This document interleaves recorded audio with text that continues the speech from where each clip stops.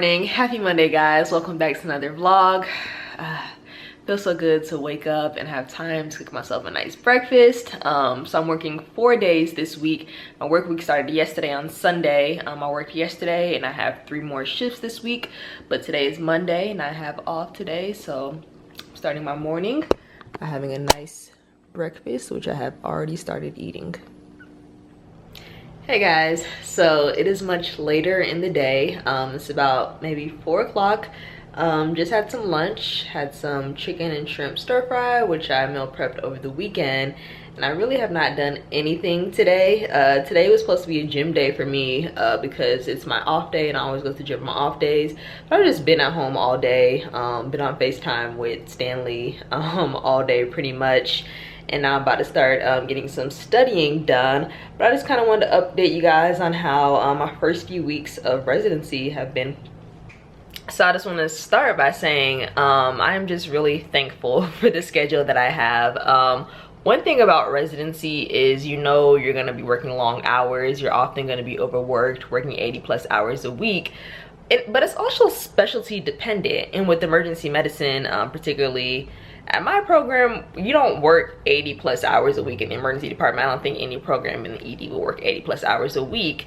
So on my end, being like physically exhausted and working 10 straight days, that's not something I have to deal with. For me, it's more so like mental exhaustion, you know, showing up to work every day and trying to be on it and you know, provide great care for my patients. That's the things that my mind is focused on, not really so much being like physically exhausted from work. So I will say I have a pretty good balance with off time versus, you know, work time. I typically work about 4 days a week, sometimes 5 days a week. But the learning curve is steep, like they say. But just looking back, starting from day 1 to now, it's so much growth already, and it's only been what, like 6 weeks. So that's very exciting, knowing where I am now and where I'm going to be 3 years from now at the end of residency. You know, every day I'm just learning something new. I'm getting more comfortable managing multiple patients at a time. Not quite comfortable managing like the super sick, you know, patients, but of course you always have the support of your attending and your senior resident there. But I will say I've done a better job at, you know, managing multiple patients, coming up with good plans for them. But don't get me wrong, there is still like so much that I don't know, so much room for improvement. You know, imposter syndrome is real, feeling like, okay, I don't know enough, or, you know, am I good enough, things like that. That will always cross your mind. But I feel like it's important not to let the pressure of trying to be perfect or trying to know it all like overcome you. You know, I've been watching some first year residents on YouTube, and it's awesome sharing your experience, you know, when you're first starting out. But I just feel like it's important, you know, we do want to be great, but you just can't put that pressure on yourself. Like, we're literally 1 month into our career as a physician. Nobody expects us to know it all. If we knew it all, we wouldn't be doing a residency program. So it's okay to make mistakes. It's okay not to know everything. But I think what's important is every day taking something away from your shift or your day in clinic or whatever, and improving yourself each and every day. And so for me, I'm just trying to have grace with myself, knowing I don't know everything, knowing I have a lot to learn, but also being disciplined and setting aside a certain amount of time each week or each day to study and improve myself as a doctor. So I will say, you know, so far so good. There are times where I feel overwhelmed on shift. There are times where I feel like, okay, you know, I'm doing this. But every day, you know, just try to get better. That's really what I'm trying to do. I'm interested to know you guys' opinion on this, like schedule wise, because me and Stanley go back and forth about this all the time, because he works like a Monday through Friday kind of job where I'm like shift work random days. So would you rather work a Monday through Friday and then you always have your dedicated weekend, or would you rather just kind of have it random, where maybe 3 days on and then a random 2 days off in a row in the middle of the week, like a Wednesday, Thursday, and then maybe 2 days on and 4 days off, kind of like that? I like shift work, but I can also see the benefits of a Monday through Friday and always having a weekend off. But if I had to choose, I think I would take the schedule that I have now. So like I previously mentioned in some of my other videos, we have conference every Thursday where we learn different topics and go over different things. And this week is about like vascular disorder, so there's 2 videos to watch, and I love these videos. I really prefer videos as over reading a textbook, and so I'm just gonna knock both of these videos out today. Good morning, guys. It is the next day, Tuesday. I'm getting ready to head into the hospital. It's about 8:40. I work the 12-hour shift today at the freestanding emergency department, so that's 9 a.m. to 9 p.m. So yeah, 12-hour shifts are kind of rough, but there's only a few per month. And I just looked at my September schedule, and it looks like they have now changed the 12-hour shifts to 9 to 4 p.m. shifts, which is like 7 hours, which is awesome. And we only do the 12 hours at the freestanding emergency department. So yeah, the freestanding provides different variety. It gets super busy there, but it is very efficient because it's not a huge hospital. It's just a freestanding ED. So like labs get sent quick, results are quick, CT scans, x-rays, all that is just done in an efficient manner. So there's this pluses and minuses as to working at the freestanding ED. Yeah, pack 2 meals whenever I do 12-hour shifts. I pack my lunch and I pack a dinner. I already ate breakfast, had some avocado toast. And for all my shifts, I always get there a few minutes early, because now you have to gather all your PPE for the day, have to wipe down and sanitize the area, so it just takes a few more minutes to get settled in. But yeah, about to head out now. Also, our program was so nice. They bought us 2 like scrub caps, you call them bouffants, just to cover your hair and protect your hair at work. It has our name on it, so Dr. Eze right there, so that was really nice of them.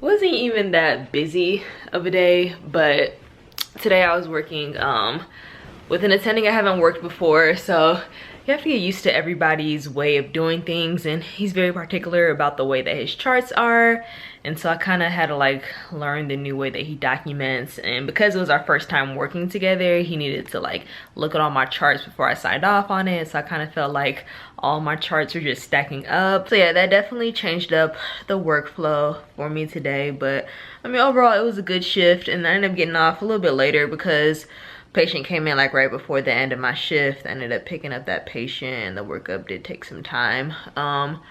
But yeah, I'm working again tomorrow, so gonna head to sleep, wake up, and do it all over again. I'm at the main hospital tomorrow. Thank goodness. I like being at the main emergency department better, but I work 9 a.m. to 7 p.m. tomorrow. Hey guys. So today is Thursday. I'm off today. Did have conference this morning, but now I'm at the grocery store. I'm getting some groceries to meal prep for the week. So usually I cook about like every 4 to maybe 5 days. Just depends on my schedule. Like today I'm off, then work tomorrow, and then off Saturday, then work 3 straight. So the next day I'll be off again is next Wednesday. So after like this 5 or 6 day stretch, I'll cook again next Wednesday, and then I have another 5 day stretch with no days off. So then I'll cook for that period. So usually, yeah, maybe every 4 to 5 days. Also, I feel like I get tired of eating the same food pretty quick. So usually when I cook, it's at least 2, sometimes 3 different meals at the same time. So this week I am making some pasta salad with shrimp, chicken parm, and then some chicken wings. Alright guys, so I'm back home, and I wanted to talk a little bit about the upcoming residency application cycle.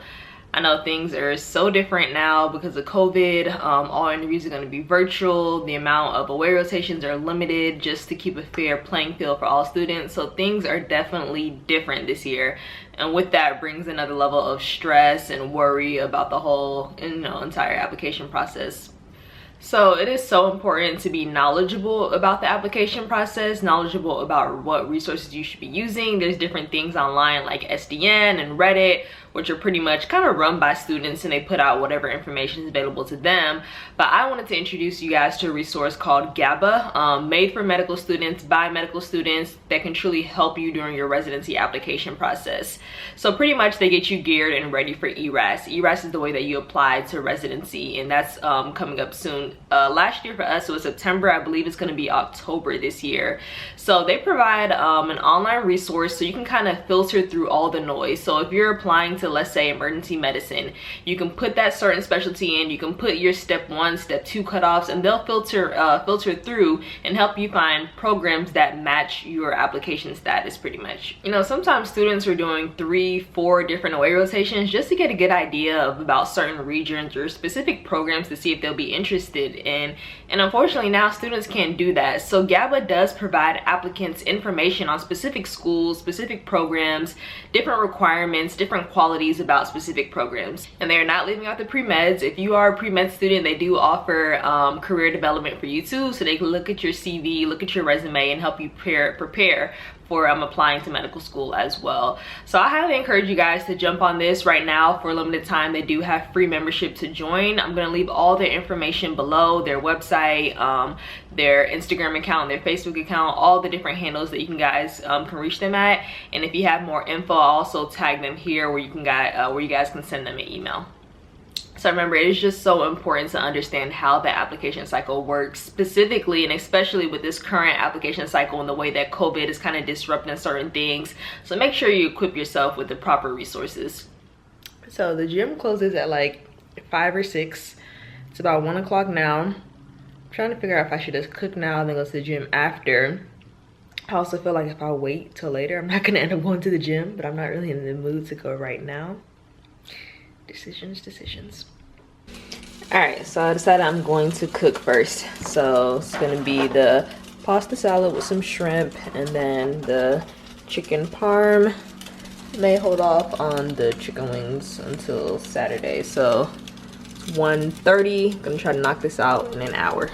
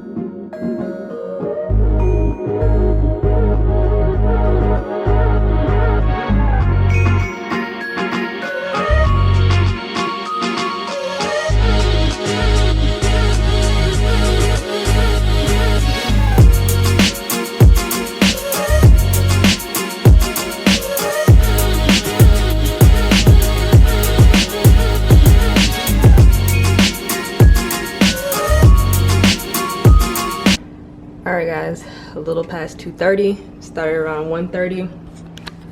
My goal was an hour and I pretty much reached it. But the pasta salad turned out really good. First time trying it with shrimp. I usually make it with chicken, and now I'm about to try the chicken parm. So I have my to-do list for the day. So far I've logged my procedures and hours for the week. I had 2 reductions today. Had an ankle fracture that reduced, as well as a broken wrist. Just got done cooking. Followed up on my ballot. I submitted my absentee ballot request and followed up on that, and they have received it. Lane London, that's the bridal boutique for my wedding dress, had a follow up with them. Take a quiz later today. So really all that's left, need to book the hotel for my trip in October, gym, and edit video. Y'all, this turned out so good. The chicken was like the perfect amount of crisp. I've only made this once before, and that was like years ago, but I'll definitely add this into the rotation. I could literally melt out here. It is so hot. But I'm headed to the gym. Just had to grab my ankle weights. I have my SPF 50 on because it's full of heat. Something else. The gym is empty. It's pretty much almost always empty whenever I come in here, which is the best. Got my ankle weights, resistance band. Today is leg day. Alright guys, so I have edited the vlog up until this point. It is about 7:30 right now. Only thing remaining on my to-do list is to book the hotel and then to do that quiz, which is like 15 questions, I believe. May or may not do that quiz tonight. I'm also off Saturday, so I can do it then as well. But I'm just gonna be chilling for the rest of the evening, probably watch some Netflix. Work again tomorrow from 9 to 7. So I hope you guys enjoyed this week-long vlog. If you did, make sure you give it a thumbs up. Make sure to subscribe. As always, leave video suggestions below, and hopefully I can make those in the future. And I'll see you guys next time. Bye.